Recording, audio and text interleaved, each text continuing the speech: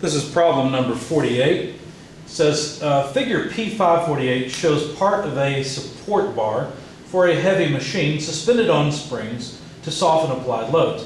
The tensile load on the bar varies from 12,500 pounds to a minimum of 7,500 pounds. Rapid cycling from many million cycles is expected. The bar is made from SAE 6150 OQT 1300 steel, so that's oil quenched and tempered at 1300 degrees. Compute the design factor for the bar in the vicinity of the hole. So let me sketch the system. There's some sort of supporting structure that I suppose is connected to ground. I mean, it must be. The part that we are interested in, though, is shaped something like this. They don't show all of it to us. There's a hole in here, and that hole has a diameter of 0.5 inches. Now, there are springs under here that are supposed to keep this thing up, but there's a load that varies from 12,500 to 7,500, and both of these are pounds force, of course. Now, they gave us the cross-sectional properties. If we were to look at this from this direction, the cross-sectional properties look something like this. It's 1.5 inches on this side and 1/2 inch on this side. So that 1/2 inch hole is a pretty decent chunk taken out of this bar that has this load applied to it. They also told us that this is SAE steel. It's 6150 OQT 1300.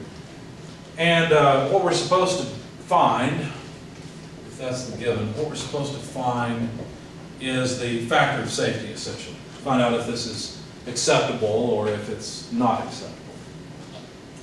All right, so if we look up this material, which is probably the best thing to do first, get some material properties, some yield strength and ultimate strength. 118 KSI is the ultimate strength, 107 KSI is the yield strength. Now, using this ultimate strength, if we go into the figure 5-8 and look at, I guess it'd be A because we're in English units, well then, an ultimate strength of 118 KSI, we need to go to that on the x-axis, go up to the machined curve and go over to the y-axis to read off the endurance strength of that material. That comes out to about 44 KSI. And of course I went up to the machined curve because it's pretty obvious this thing will probably be machined out. So that's what I chose. That wasn't particularly clear in the problem statement, but good enough. The next thing to do is to get Sn prime, the modified endurance strength, or the estimate of the actual endurance strength. So 44 KSI will be our first term, and then we need all the factors, the C factors afterward. The first factor is the material factor. Since this is steel, we'll just use 1 for it. It's not a cast part. The next thing is the type of stress factor. Now this is all axial stress. So for bending stress it would be 1, but for axial stress we have to use 0.8. The next term after the material and then the type of stress factor is the reliability factor. And I don't believe they mentioned what reliability they wanted, so I'll just assume a 99% reliability, look that up on the table, and get 0.81. I guess I'll put this up here. So this is from 99% reliability. Okay?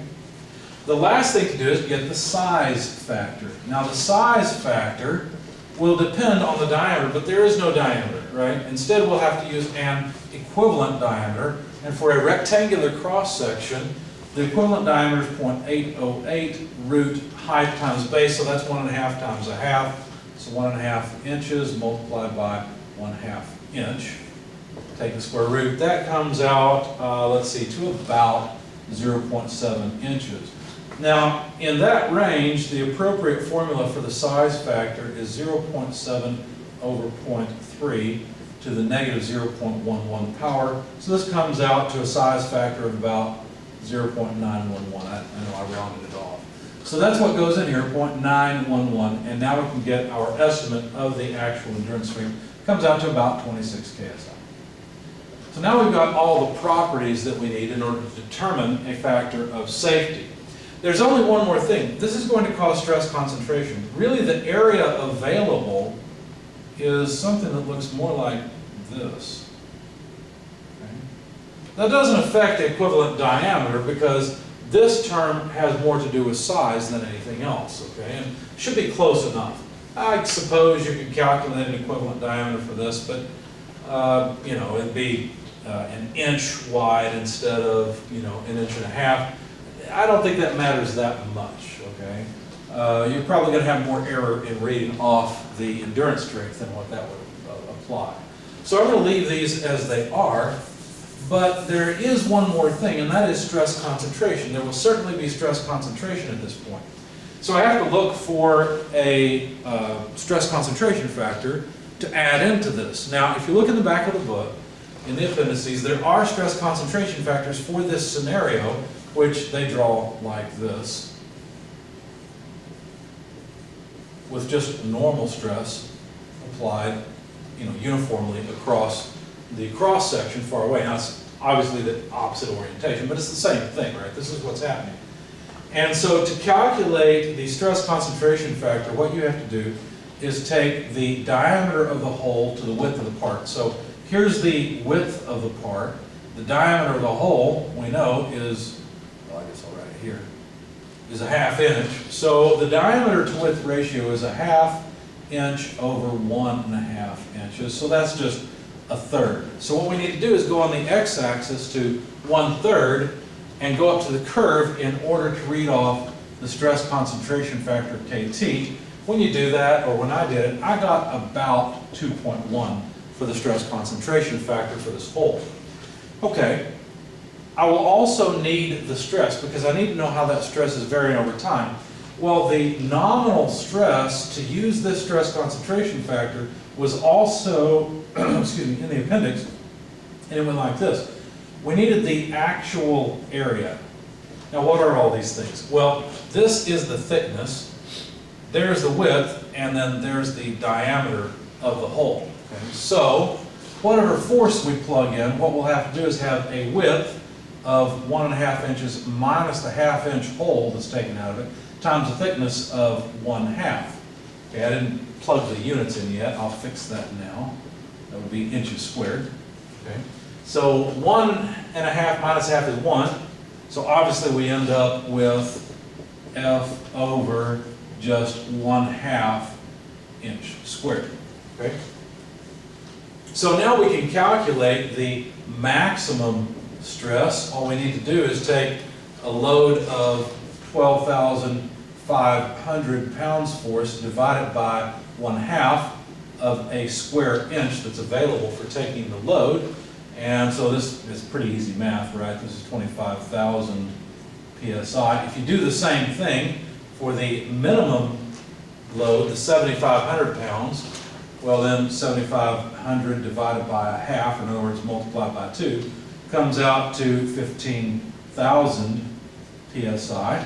Then if we want to calculate the amplitude of stress variation, we would take the maximum stress minus the minimum stress divided by 2. So the difference between these two, 25,000 minus 15,000 is 10,000, divided by 2 would give us 5 KSI. I'll just switch units now because I've got KSI elsewhere.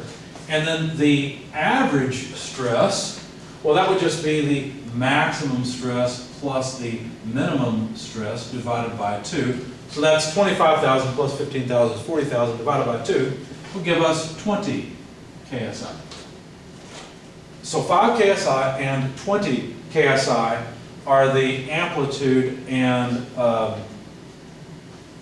average variation.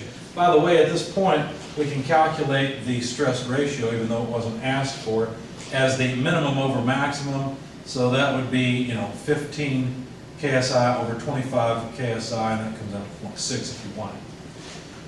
All right, so now we've got a characterization of the problem and the stress and the way the stress varies. You know what, I should not have erased all that. I'm sorry, I'll go ahead and erase it. I'll refer to my notes for the numbers. You'll have to look back on the video, I suppose, if you want to see it. Okay, so now to get the factor of safety, 1 over n from the Goodman equation is KT sigma A divided by the modified endurance strength plus the mean stress over the ultimate strength. As I've said, you can rearrange this to solve for the factor of safety as Sn prime Su divided by Su KT sigma A plus Sn prime sigma M. Okay? So Sn prime, I did erase it, I'm sorry, but it was 26 KSI. Su, I erased it as well, that was 118 KSI. Su is still 118. The stress concentration factor we found was 2.1, so we have to apply that here.